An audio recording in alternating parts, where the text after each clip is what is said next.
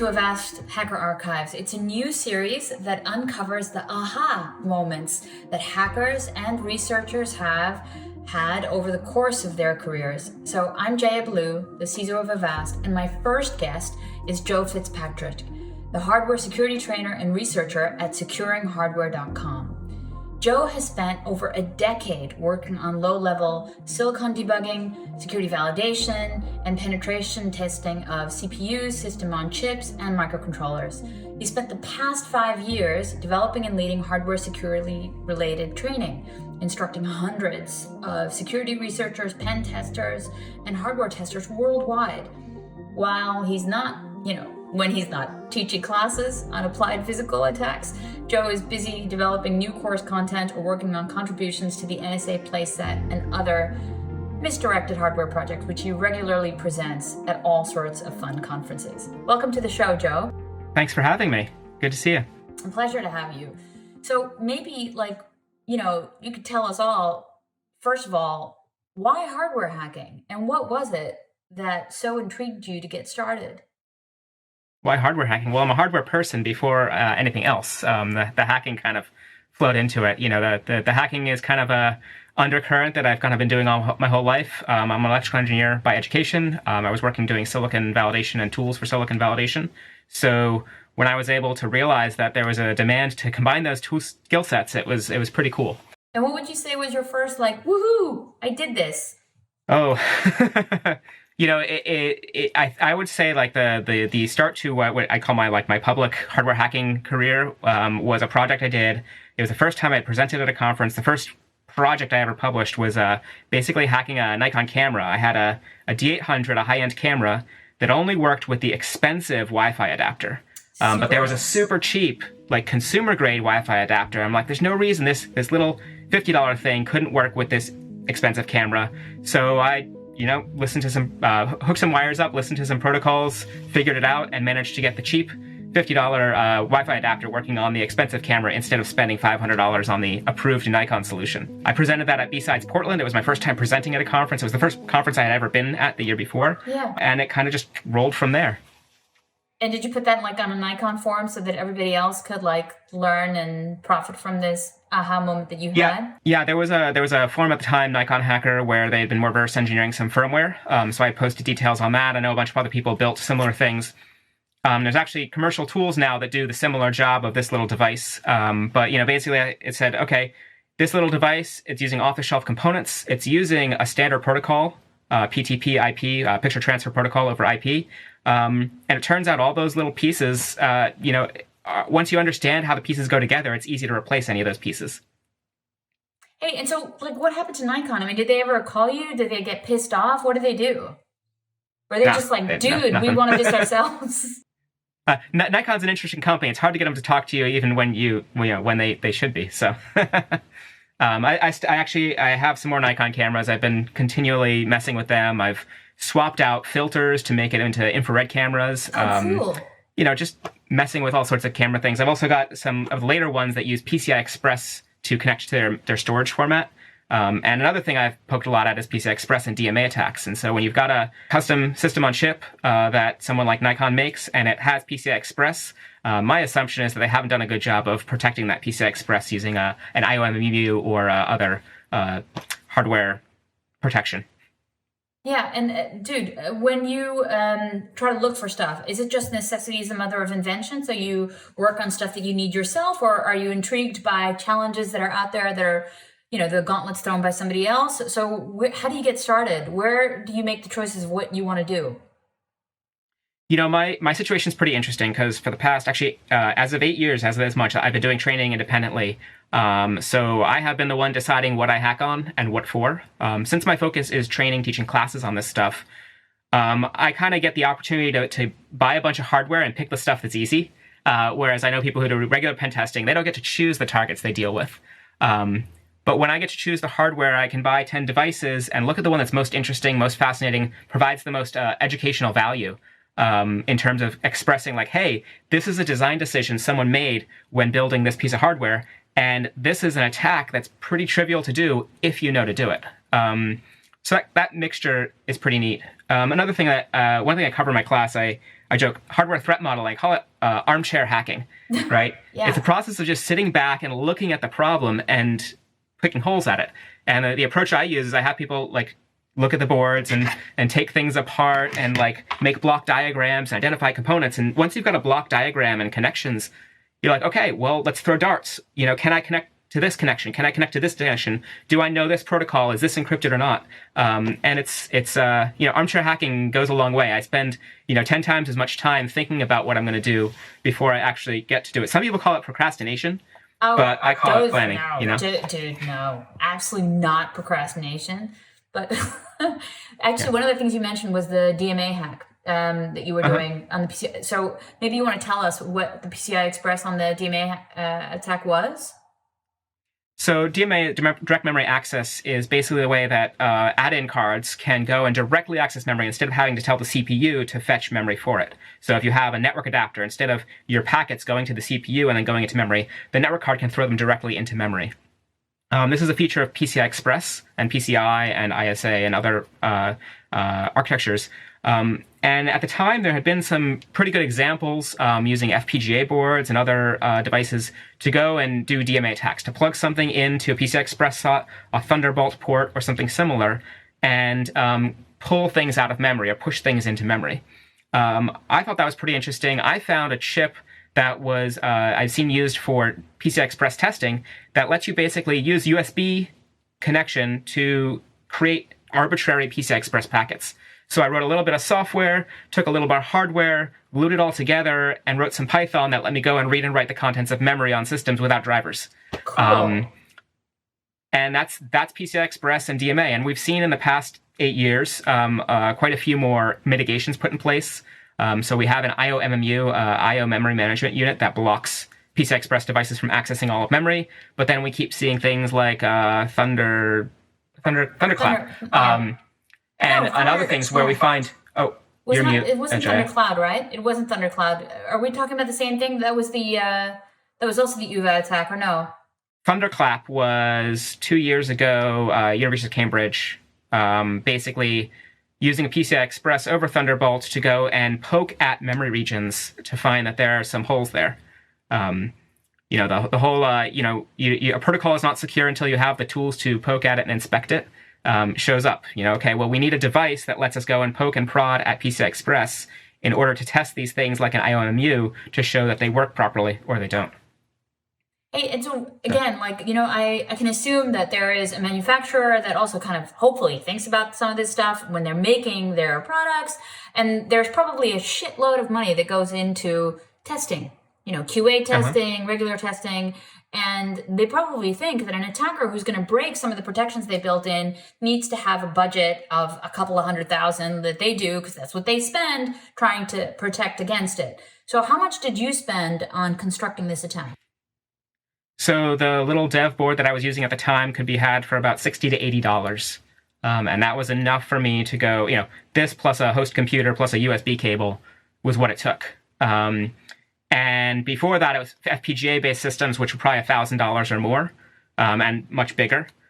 We've seen since then a couple FPGA systems have made custom devices that are much smaller, so they can fit inside the SSD slot for an NVMe SSD, M.2 slot. So people have taken this design, gone up and gone down. The price has never been as low as $60. That chip that I was using is just discontinued, so I think it's like $250 barrier to entry right now.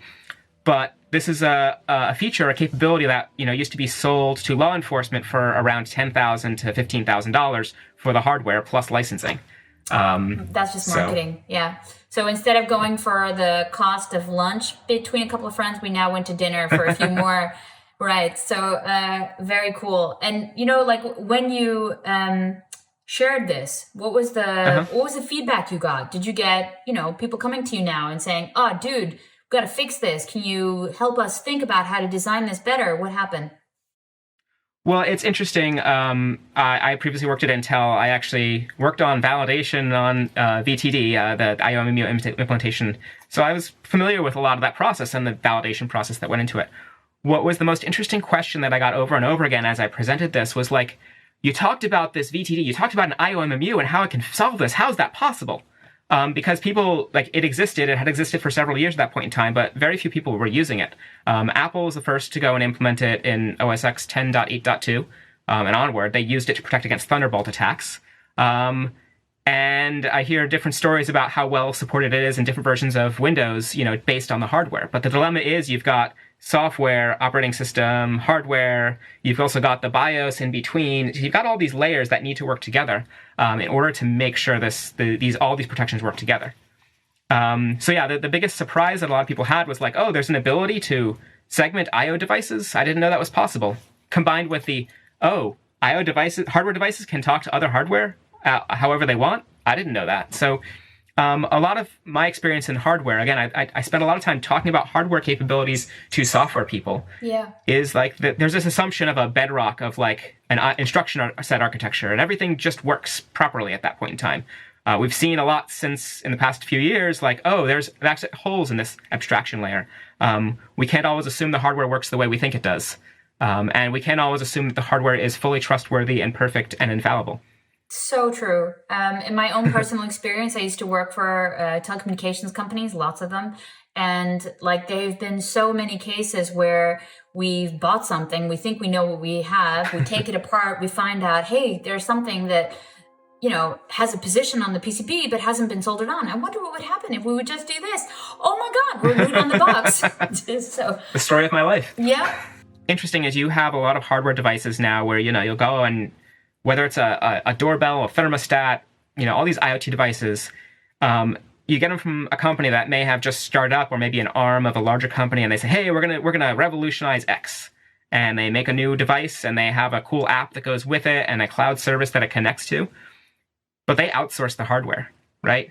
If they don't outsource the entire hardware design, they at least outsource a reference design for like the Linux platform they're based on, right? So they go and they take a manufacturer, like say MediaTek's reference design, they copy everything, they add a camera and a button, and they sell it. And then you ask them a question like, hey, what this version of this kernel of this driver that you're using? And they're like, oh, we just copied that from the manufacturer. Yeah. We just use the reference board support package to get Linux up and running. Yeah. And then we put our PHP or Python or whatever GUI on top to talk to our app. Yeah. Or Node.js. Is that what they use these days? What could have been. I mean, the point is it's usually very often some tiny implementation, and it needs to run, and you never know what's on top afterwards. And usually it integrates open source libraries that no one bothered to write down at the time either. So, yeah. Yeah.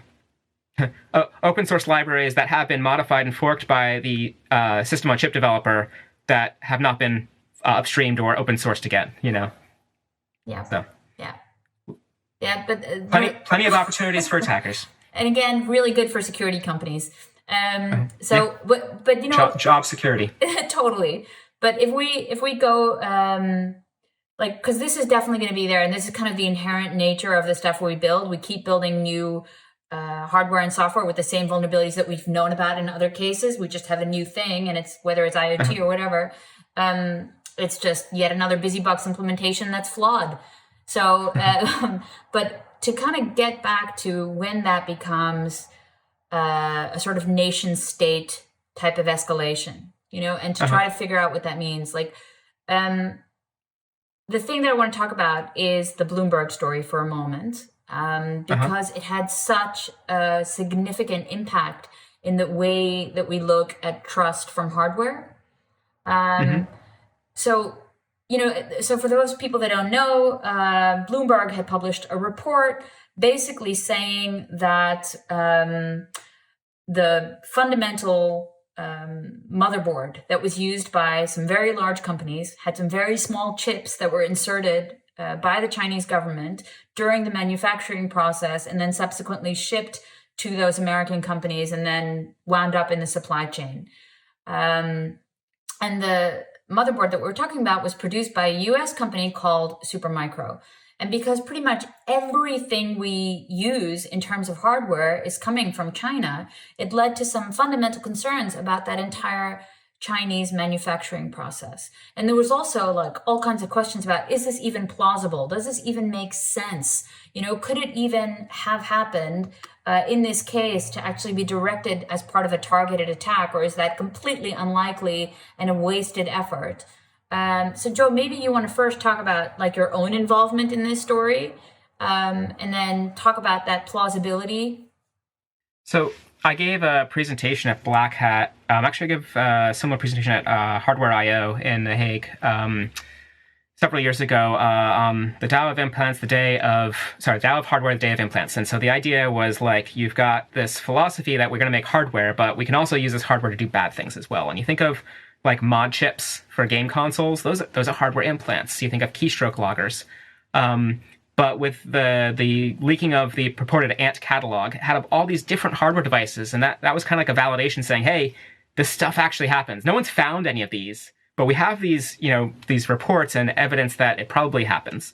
So I had been poking around at what could I do, and again, that PCI-Express device for $60, a little $2 radio module. If put it in the right spot inside of a PLC, you can basically remotely control that PLC. I made a whole bunch of these little different devices and presented them, and that started a conversation with journalists involved. It's like, I'm a tech person, I'm a teacher, so I appreciate the opportunity to go and explain the details of how these things work. I had been talking to the journalists for over a year, kind of explaining how a lot of this hardware stuff works, which, I feel like I'm doing a good job of explaining how these things work. And then when I saw the actual reporting, I was a bit surprised. It's kind of like, you turn around and find out that the detail, like the voting machine hacking village, right? You go in and break a bunch of voting machines because they're trivial. They're 20-year-old embedded systems.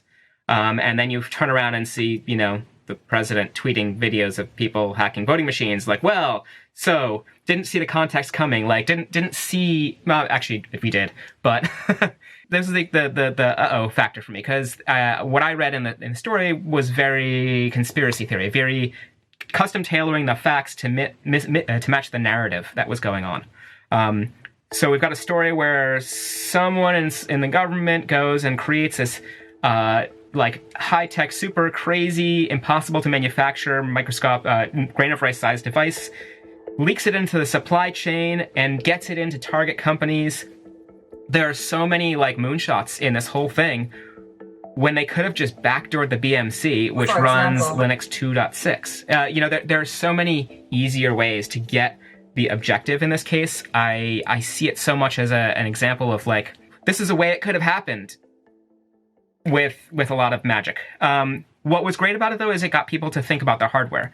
The problem is people said, there's these grain of rice sized things. And I had multiple people who I am surprised they contacted me like, hey, Joe, can you tear apart this server and find out if I have this implant? I'm like, I don't know what I'm looking for. I know that it doesn't look like the picture in the article. Where did that picture come from? Do you have any idea? Sorry? Where did that picture even come from? I got a question from the journalist. Hey, they're describing a device that looks like a size of a grain of rice, maybe white, and has called a coupler or something. And so I sent an image from Mauser, a product component supply source, of a grain of rice size coupler. And then 2 weeks later, I see it on the cover. Dude, that was you. I had no idea that was you because I was staring at that image with the pencil next to it, what? So, yeah. So, it was representative. I don't know that they did a very good job of explaining that it was representative, but it was representative. Didn't. And, so people want to tear apart their servers when the question is hey, have you ever had a conversation with your suppliers about supply chain security? Have you ever asked about the sourcing of their components? Have you ever opened up a box that you've ordered? You have a server room, you have a bunch of racks. Have you ever opened up those racks? Because the question is, if you're not going to notice when an employee plops a Raspberry Pi into the behind the server rack hooked up to the network, how the heck are you going to notice a grain of rice size component on a motherboard? No, but to be honest, that we were talking about okay, so what's the strategy if you deliver for truly trusted applications? If you're delivering for national security, what do you do? And there was actually, I'm not joking, there was actually a feasibility study of weighing those components, literally weighing them. So what's the standard weight? And then trying to figure out, and I thought that is the craziest thing. These were the actual considerations. as a result of that story. First of all, like even the inventorization of, do we even have these devices, running across critical infrastructure? That was an impossible question to answer. And there was absolutely no support. I mean, we talk about supply chain security. The majority of the vendors that we interact with, when you try to do this, just to do like a sort of software bill of materials, forget hardware, just software bill of materials, is next to impossible. So just, if we have this vulnerability, will your device also have a problem? I don't know, is what we usually get back from any of these vendors. So it becomes like so daunting to anyone who's on a consumer side to try to figure out what to do. Attacks and malicious attacks aside, you've got a situation where if you buy 100 computers and you line them up and you check them out, you might have 3 different manufacturers of spy flash and 2 different or 5 different versions of the BIOS on those chips. Now they came from the same source, right? They came through the same supply chain, but they're all different. They're not sequential, perhaps, or maybe they are. Maybe they replaced a reel, and today WinBond was cheaper, and tomorrow Spansion is cheaper. And so there are situations, there are industries that have a much finer control over their supply chain. But the reality is the vast number of people using servers, they've got a computer, it's got the processor they want, even if it doesn't, and they've been sold the wrong processor number with, that happens. And people don't even notice because, hey, it's a 16 core or 16 thread processor. It seems to work. It's just fine. It didn't notice that there's a U at the end of the CPU model. And so there's a lot of counterfeiting that happens, a lot of swindling that happens to make a buck.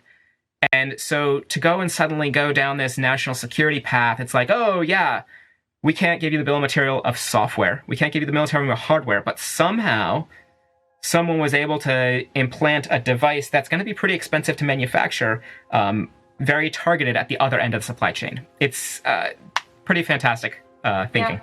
Yeah. So.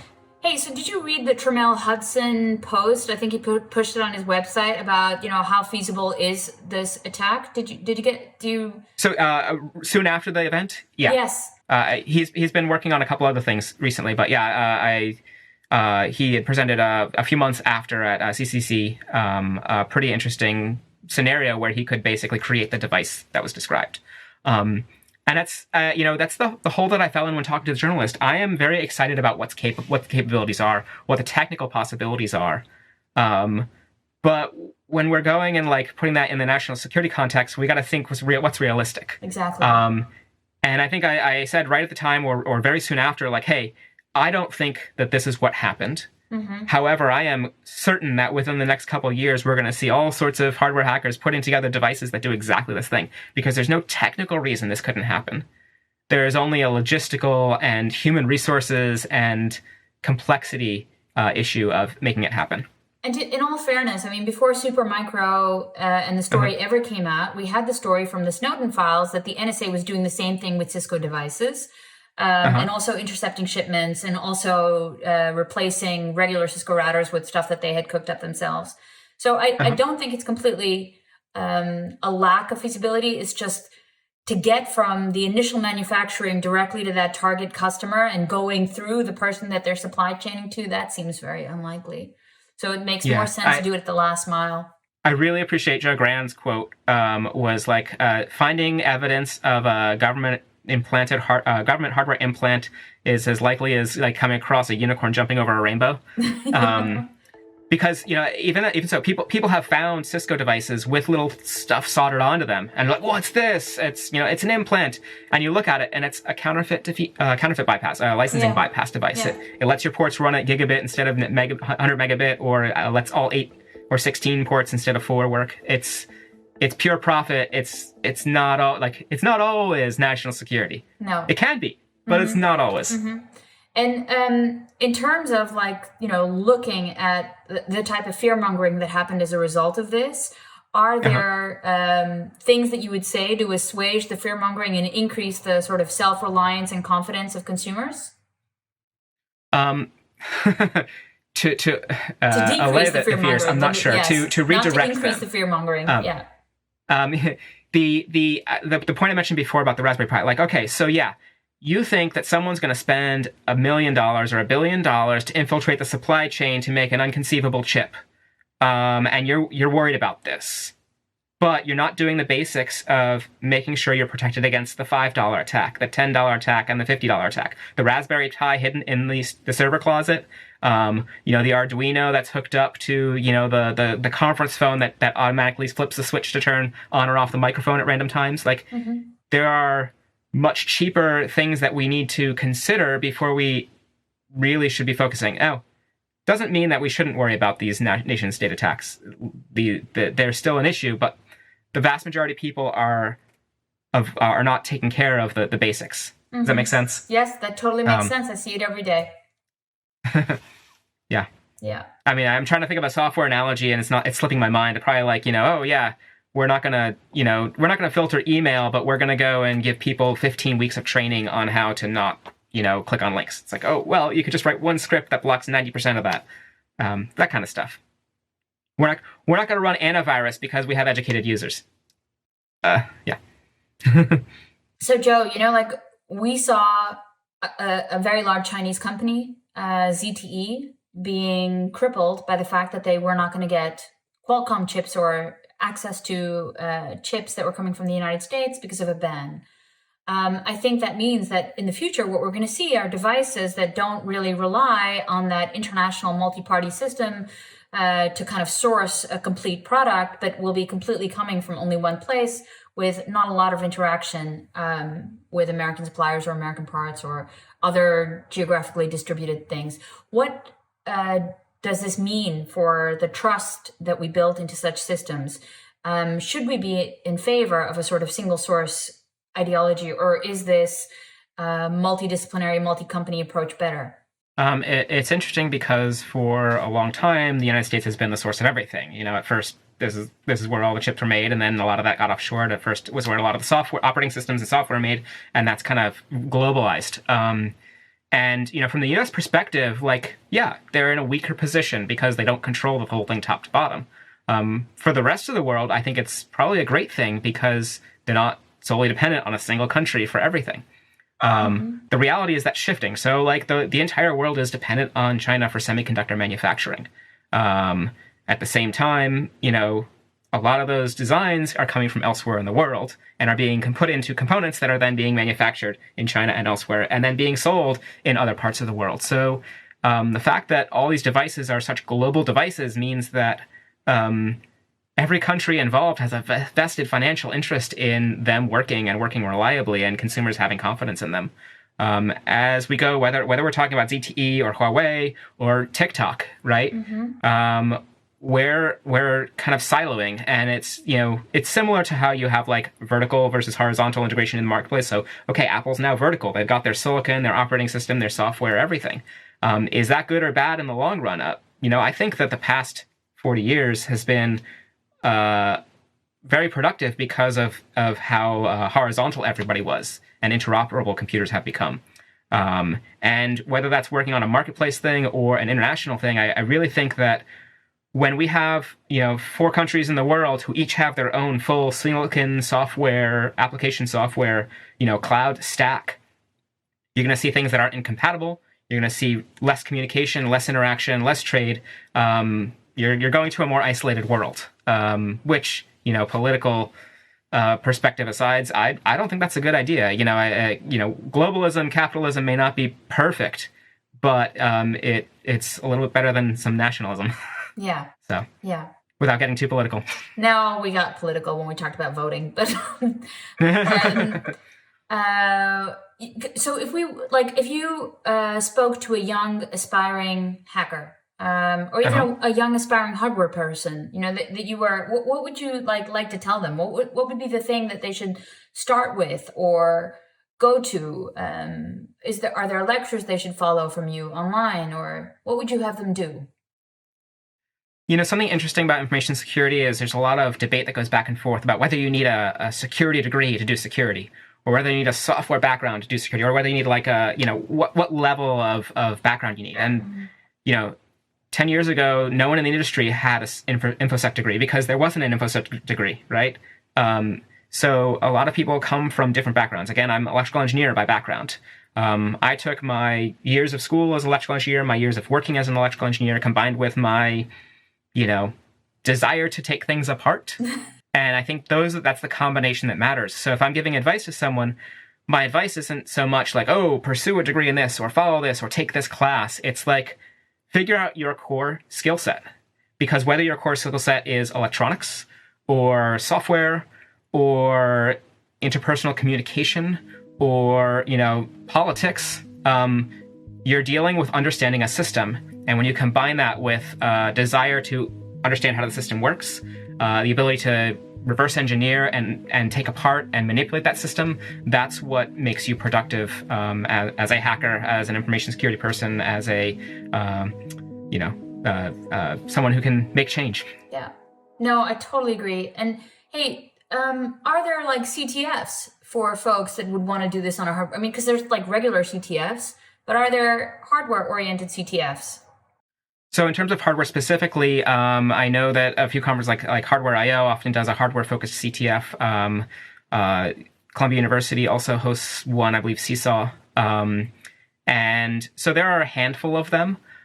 What I think is the best gateway into it, a lot of conferences now have hardware hacking villages. And, going back to kind of inspiration, my first time to DEF CON, I was really excited to go to the hardware hacking village. And I went in there and I was like, oh, people are doing amazing things. And everybody's soldering and flashing lights. And I was a little disappointed. But I'm like, oh, wait, this is great. This is the basis, right? Yeah. If you've got the software hacking skills, the hard whatever, and you just need to solder lights to understand, like, hey, if I put the wires in here, connect them up, I have control. That's the step that matters. So the village, the conferences that have hardware hacking villages is a great place to get started. Poke with an Arduino, Raspberry Pis. Just see what's possible when you deal with a computer that's a bare board and not a box that's closed that you SSH into. Yeah. So I do training, so I'm biased. I think you should just take my training and you'll be great. But there are other sources of information as well, and I also do my best to post free content as well. Lots and lots of people who have blogs. What I really find to be great is if you're looking for information for how to get started into hardware, someone who basically went and bought an IoT device, took it apart, and analyzed it for the first time, that is the best source of information, not me. Someone who's never done it before is going to have the same perspective and same questions and find the same things that are going to be most useful to you. So follow what other people do. Go buy cheap hardware from a thrift store, tear it apart, and don't worry about breaking it. Awesome. And you'll get the information you need. Awesome, Joe. Hey, and to give a bit of inspiration for all these like aspiring hackers, what would you say was like the absolute highlight, the coolest thing that you've done thus far? Good question. I don't know. It's all been cool. Okay, all right, fair enough. How about a different one then? How about what's the thing that you would still like to do? What's your Kilimanjaro?